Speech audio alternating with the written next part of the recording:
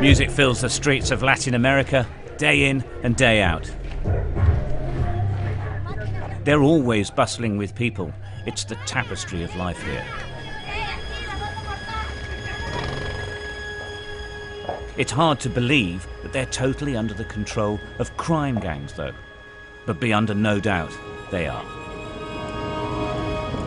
Our guide, All In, speaks to them continuously on the phone, driving with the door open so that they can see us. Two guys there, they were part of the gang. They gave us permission to enter. Without that agreement, this would be lethal. We're watched continuously. We just don't know by whom.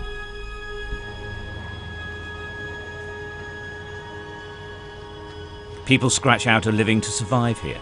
Many resort to crime, but the crimes are committed within these communities. There is no escape.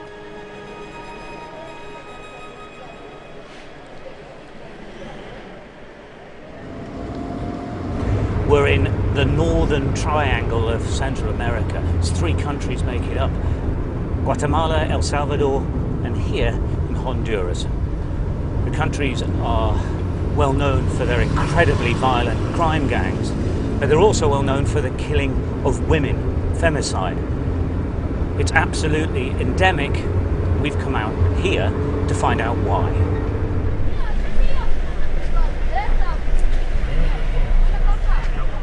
Virtually every home we pass, we're told, has a story of remarkable violence. Gang murders are common. What's startling, though, is the sheer number of women being killed for being a woman. It's called femicide, and it's out of control.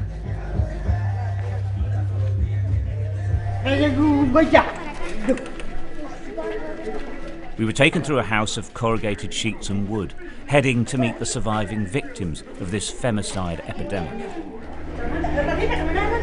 Right, then we go.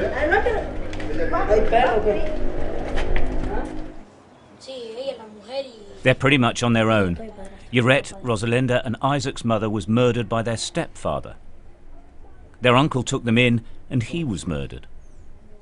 Relatives help them as much as they can, but this little boy is the one who protects his sister and brother.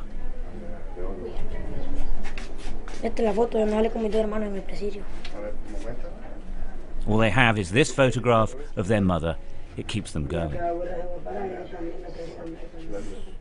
What effect living through your mother's murder has on such little ones is difficult to gauge. But Yurette has a burning desire for revenge. Their mother's picture is always with them. A veces siento, cuando me pongo a pensar en ella, porque como ahí tenemos una foto, cuando miro la foto me dan ganas de... No, Eva, la gente, todo el mundo me toma mal, dicen que yo estoy enfermo en la cabeza. Porque yo digo que yo el día que mire a Maite lo voy a matar.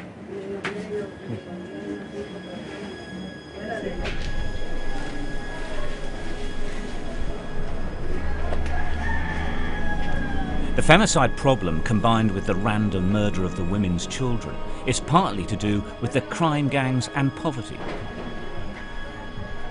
But it's also part of a culture that categorises women as basically disposable items.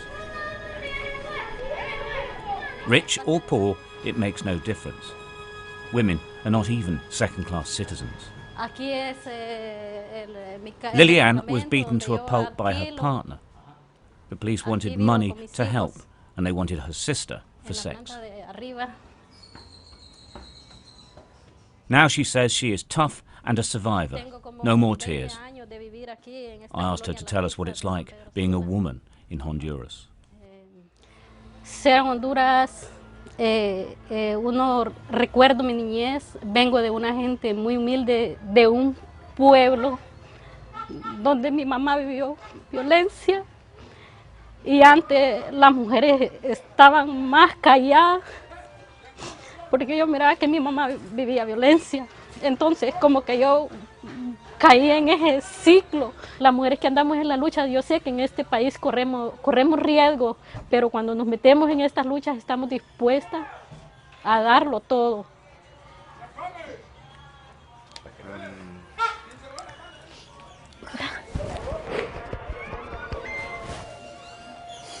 We won't make it. Oh.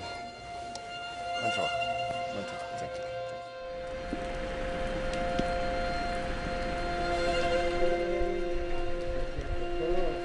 The sheer number of killings on a daily basis here is quite extraordinary. We know for certain of at least 3 murders every night we stayed. Those are just the ones we can guarantee happened.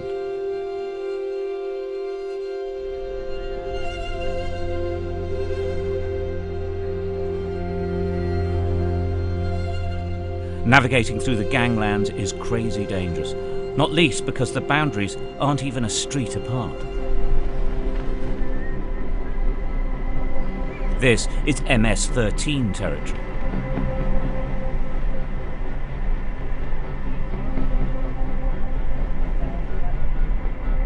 This is now Barrio 18 territory.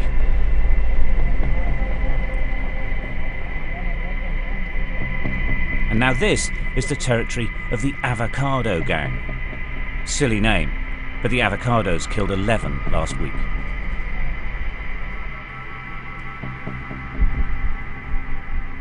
One continuous theme running through this is the disproportionate number of women being killed.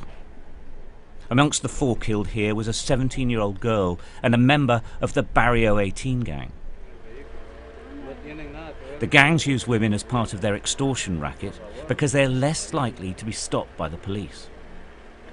The girls join the gangs because they can provide them with some protection.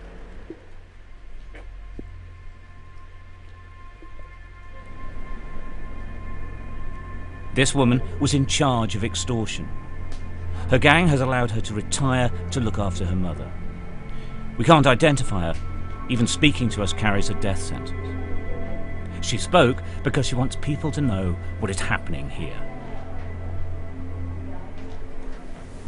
What happens to the people if they don't pay the extortion?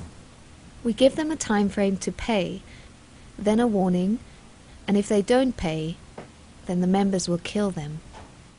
Do you think you'll ever join the gang again? No. If you did try to join and try to leave, what would happen? They would kill me.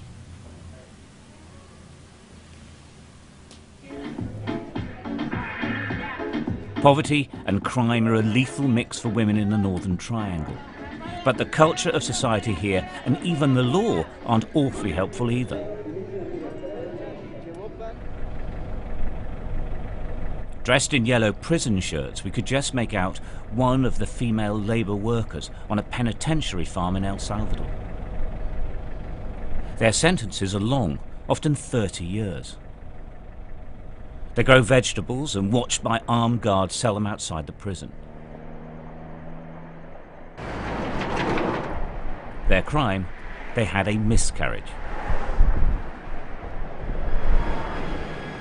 In El Salvador, that can put you inside for life.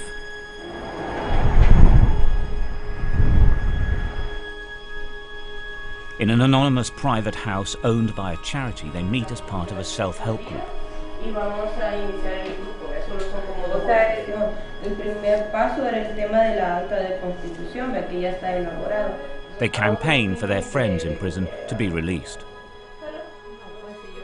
They've served their sentences, but the stigma of their so-called crime means that getting back into society is hard. La realidad es que cuando nosotros recuperamos la libertad de los muros, salimos de la cárcel. Pero estando ya afuera nos encontramos con otras barreras, nos encontramos con nuevas discriminación, y creo que más peor todavía, porque ahora ya está, o sea, ya la gente que nos juzgó cuando llegamos a la cárcel. Poverty, crime, society, and even the law then combine to make Central America one of the most dangerous places on earth to be a woman. Even the dead are denied any dignity.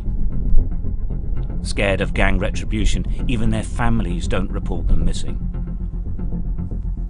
Vamos a ver el otro. Vamos a ir a ver el de la cuchera. A man fighting for justice for the dead in El Salvador is Israel Ticas. He is a body hunter. With a constant army and police guard, he scours the hills around the capital, San Salvador, looking for murder victims.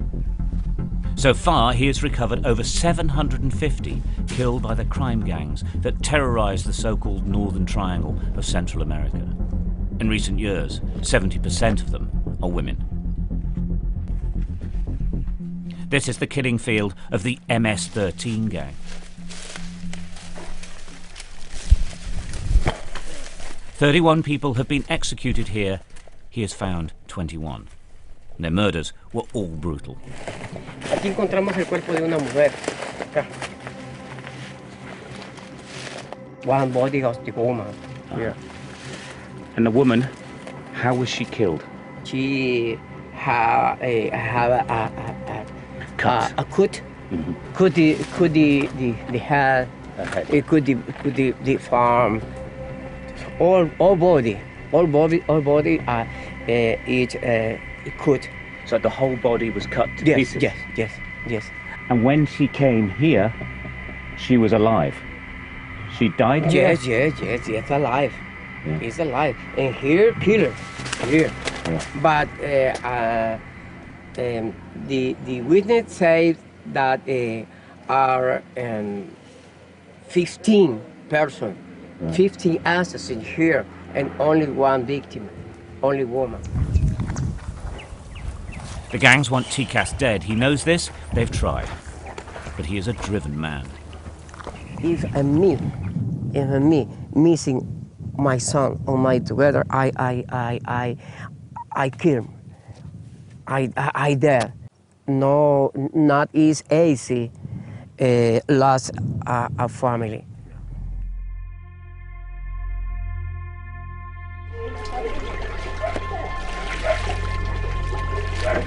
Central America, the Northern Triangle, is one of the most dangerous places on earth to be a woman.